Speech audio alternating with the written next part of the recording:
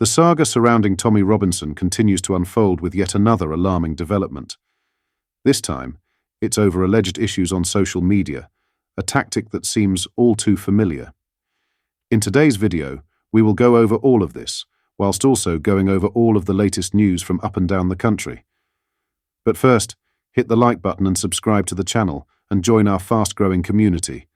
Just a quick one to say we have new Make Britain Great, again t-shirts available on our store. Go grab them now. They are available at britishstand.com or check the link in the description. Firstly though, 6 people have been charged with being members of a proscribed terrorist group after a series of Metropolitan Police raids in London. The 6 suspects were charged on Monday after being arrested in connection with alleged activities linked to the Kurdistan Workers' Party. The charges came after an extensive investigation by Met detectives, with all 6 individuals due to appear at Westminster Magistrates' Court later today. A 7th person, who was initially arrested as part of the investigation, has been released without charge. All 6 were charged under Section 11 of the Terrorism Act 2000, with membership of the Kurdistan Workers' Party, PKK. A 31-year-old man who was previously arrested as part of the investigation was released without charge on Sunday. After the arrests last week, police had clashed with protesters outside a Kurdish community centre in Haringey, who were heard chanting "Freedom for Öcalan" in reference to convicted PKK leader Abdullah Öcalan, currently serving a life sentence in Turkey. Now on to the huge Tommy Robinson news. Tommy Robinson is currently serving a prison sentence at Woodhill. We have spoken on this channel countless times that he shouldn't be serving any time. In a baffling turn, police recently interrogated Tommy for 3 hours inside the prison, all over posts he made on X during the summer protests. Notably, these posts urged peace and discouraged protests, not exactly inflammatory content. But the questioning doesn't end there. The police are scheduled to return for yet another round of interrogation. Why this level of scrutiny over a few social media posts? What's driving such extraordinary measures? What we're seeing isn't just about Tommy. It's about a deeply troubling 2-tiered system of justice. Take Nick Lowles, the leader of the far-left group Hope Not Hate. He once spread false claims about acid attacks targeting Muslim women, causing widespread panic. Yet, despite the fear-mongering and lack of evidence, he faced no police investigation, no charges, no consequences. Meanwhile, Tommy, who consistently calls for peaceful action, is interrogated for hours in prison. And then there's the media. Recently, a journalist from the Daily Mail ran a hit piece accusing Tommy of instigating riots, an accusation with no basis, in fact. To make matters worse, the article included photos of Tommy's family and their location, putting them in danger. The fallout was serious. Credible threats led to Osman warnings and forced Tommy's family to relocate for their safety. Why does this happen? Because the media and authorities seem determined to silence and discredit Tommy at every turn. Tommy Robinson's real crime is that he speaks out on issues the establishment would rather ignore. Over the years, he's sacrificed his safety, freedom and reputation to stand up for what he believes in. Many of us wouldn't dare to take the risks he has, but Tommy has done so time and time again. Now, the authorities seem intent on breaking him, not through evidence but through psychological pressure. 3-hour interrogations, endless questioning. It's all part of a pattern to wear him down mentally. Yet, they seem to be grasping at straws. The so-called evidence against him is weak, and their actions increasingly resemble a desperate attempt to prolong his imprisonment.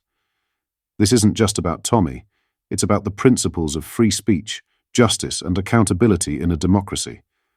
Why aren't MPs raising these issues in Parliament? Why isn't the mainstream media calling out the police for their disproportionate actions? Why is one man subjected to hours of interrogation for peaceful social media posts, while others spread lies with impunity? Tommy isn't without flaws. No one is. But his willingness to stand up for what he believes in, despite overwhelming opposition, is something the establishment could learn from. Rather than silencing him, they should be asking why his message resonates with so many. As this situation develops, I'll keep you updated.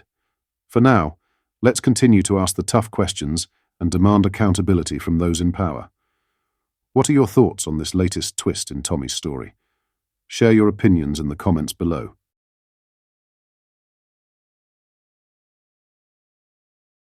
In other news, more than half of British motorists are putting themselves at risk by diverting onto dangerous rural roads to avoid motorway congestion, new research has uncovered. A study found that 51% of drivers have abandoned motorways in favour of country lanes when faced with traffic jams over the past 12 months. The concerning trend comes as drivers increasingly seek alternative routes to avoid lengthy delays, with over 83% of motorists reporting journey extensions of more than 30 minutes due to congestion in the past year. These diversions onto rural roads are particularly worrying, as these routes often feature narrow lanes, poor road surfaces, and hazardous blind bends. The findings are part of the 2024 IAM Road Smart Road Safety Report, which highlights growing concerns about driver behaviour in response to traffic congestion. Data from the Department for Transport shows nearly 1,000 deaths occurring on these routes annually. In comparison, there were just 84 deaths on motorways and 273 on urban roads in 2023. Despite many rural roads falling under the national speed limit of 60 miles per hour, they present unique hazards, including varying traffic speeds, cyclists, and farm vehicles. The risks have prompted widespread support for safety measures, with 64% of those surveyed backing a reduction in rural single-carriageway speed limits to 50 miles per hour. Nicholas Lias, IAM Road Smart Director of Policy and Standards, said, "It is extremely concerning but somewhat understandable that more than half of motorists are diverting onto country lanes to avoid traffic jams. Many people lead busy lives, and it's not surprising that they are trying to save time by picking another route."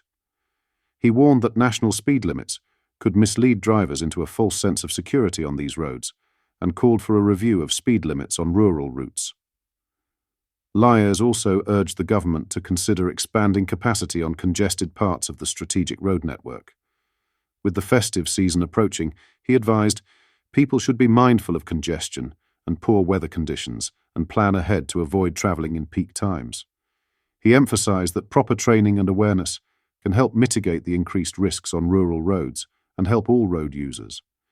The research also revealed concerning patterns of risky behaviour among drivers trying to avoid delays. Nearly a third, 27% of the 2,000 people surveyed, admitted to performing dangerous U-turns in the middle of roads to beat traffic jams.